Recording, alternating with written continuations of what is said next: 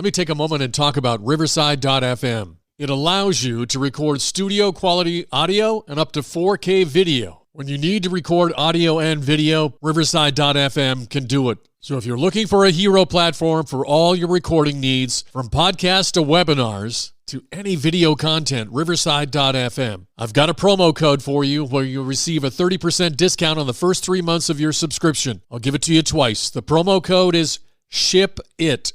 All one word, SHIPIT, and you'll pick up a 30% discount on your first 3 months of your subscription. Riverside.fm. In this episode of the Football History Headlines for December 24th, we discuss how the Cleveland Browns won a championship in just their first NFL season, as well as many more Hall of Fame legendary stories and birthdays of the day of the Hall of Famers. It's all coming up in just a moment.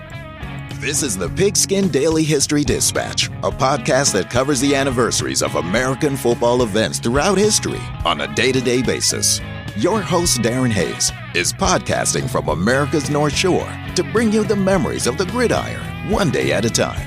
So as we come out of the tunnel of the Sports History Network, let's take the field and go no huddle through the portal of positive gridiron history with PigskinDispatch.com.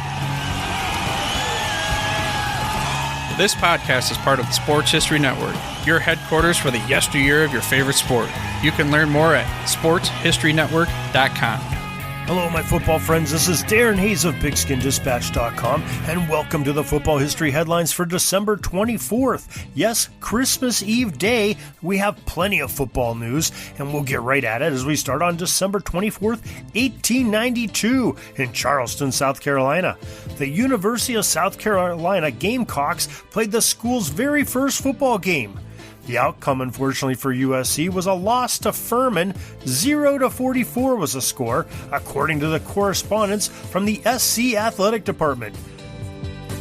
December 24th, 1950, at Cleveland Municipal Stadium, the NFL championship game is played as the Los Angeles Rams face the Cleveland Browns. This game had some extremely interesting storylines.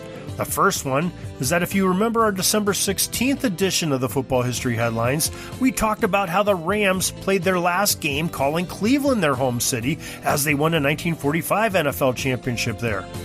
I would venture to guess that there was some deep interest on one side of the fence or the other on a team that was returning a little bit over 5 years later to vie for another NFL title in the same stadium they once called home against a new team in Cleveland. The second interesting item of the game is that this was the very first season that the Cleveland Browns participated in the NFL. They had spent the prior 4 seasons as the best team in the All-America Football Conference, or AAFC, and in fact they won all 4 championship games of the league's existence. At the end of the 1949 AAF season, the fledgling football conference disbanded but made an agreement with the NFL to absorb their 3 most successful franchises, so Cleveland, the Baltimore Colts, and the San Fran 49ers all joined the NFL for the 1950 season.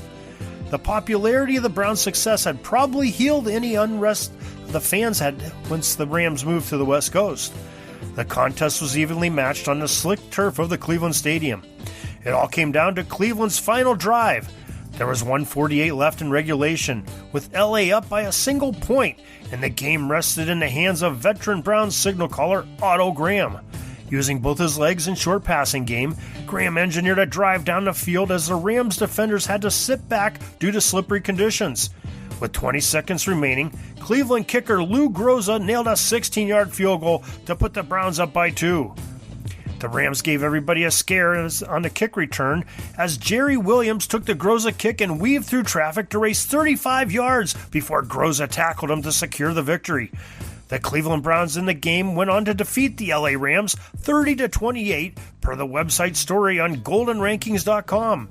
Cleveland's defense provided 5 interceptions of the Rams' offense, often regarded as one of the most prolific in league history to that point.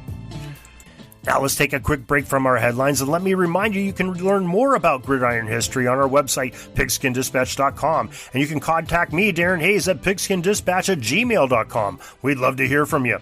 Speaking of hearing from someone who's here is one of my podcasting partners from the SportsHistoryNetwork.com that has a message just for you.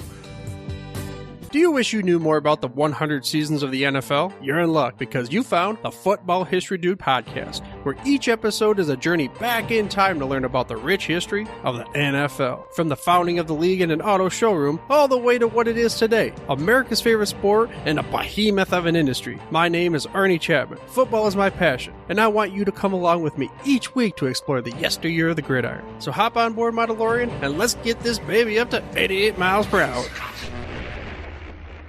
December 24th, 1961, Balboa Stadium in San Diego. The AFL Championship game took place as the San Diego Chargers entertained the Houston Oilers, per the Medium.com website story. It was the second season in a row that the stout defense of San Diego would battle against the offensive juggernaut of the Oilers. Houston's high-flying offense was quite subdued by the Charger D for most of the contest. Houston's defenders were no slouch, though, in the contest as they sacked quarterback Jack Kemp 6 times and intercepted 4 of his throws. It was a rough game all around as 13 players were assisted off the field of play. The Oilers' Billy Cannon scored the game's only touchdown on a 35-yard pass play from George Blanda as the Oilers outlasted the Chargers with a score of 10-3. December 24th, 1967. The NFL divisional rounds were played, and the Dallas Cowboys put a hurting on the Cleveland Browns 52-14 to advance on in the playoffs. ProFootballReference.com informs us that Dandy Don Meredith tossed 2 touchdown passes with 212 yards, but the Cowboys' ground game of Don Perkins and Greg Bainham with 2 touchdowns each powered the scoring for Dallas. December 24th, 1967, the Green Bay Packers won their divisional playoff with the LA Rams 28-7. Travis Williams fueled the Packers scoring with his 2 rushing touchdowns and 88 yards that kept the Rams offense off of the field. Now let's talk about some Hall of Fame birthdays for December 24th, and we'll start off in the year 1871 in Hawley, Pennsylvania. The University of Pennsylvania's end, Charlie Gelbart was born. The footballfoundation.org says that some folks called Gelbart the Miracle Man because he did so much with so little with his 5'9" frame that weighed 170 pounds. Charlie was an excellent blocker of larger men. Penn's coach George Woodruff devised a play called the guard's back, in which Gelbart would play guard with a few other linemen and would drop back into the backfield at the snap and run interference for ball carriers. Walter Camp named Charlie to his All-America team in 3 straight years from 1894 through 1896. The College Football Hall of Fame welcomed Charlie Gelbart into their group of legends in the year 1960.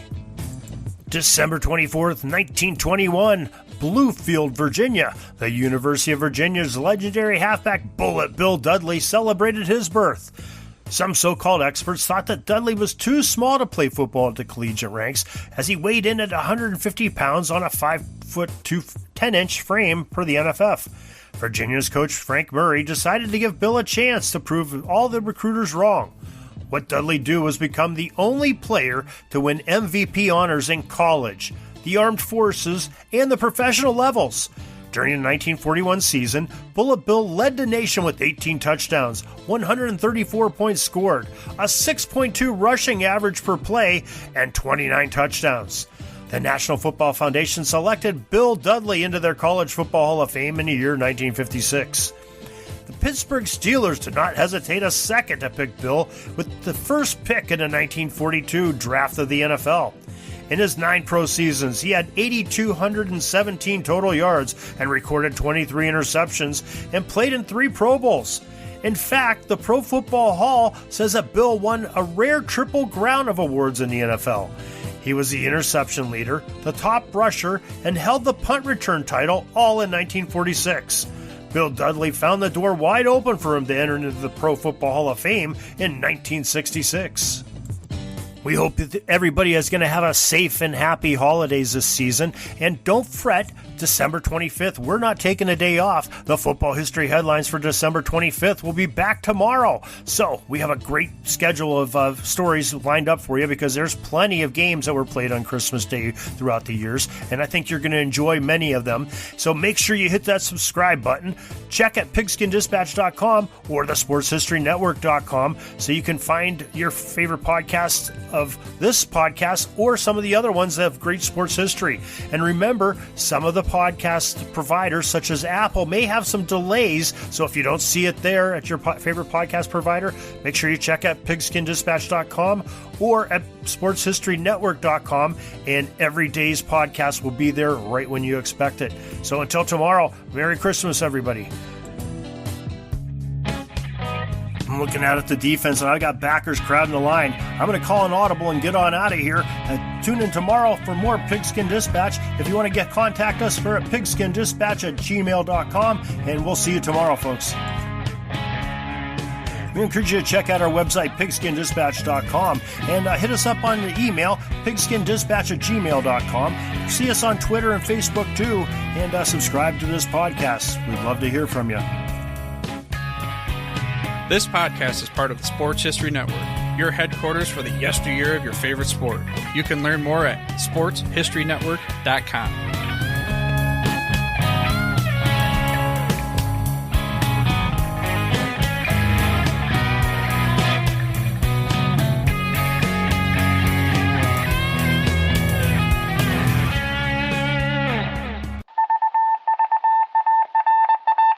It was just another ordinary day in the offices of the Pittsburgh Guardian newspaper circa 1924. But for Marla Delft, assistant editor, everything was about to change. For she was about to discover the awesome attractiveness of Row 1 brand retro sports paraphernalia items thanks to Orville Mulligan, sports writer. And there it is. Wow, Orville, that's really the bee's knees. Isn't it just? A poster-sized replica of the actual 1909 World Series program cover. I can see that.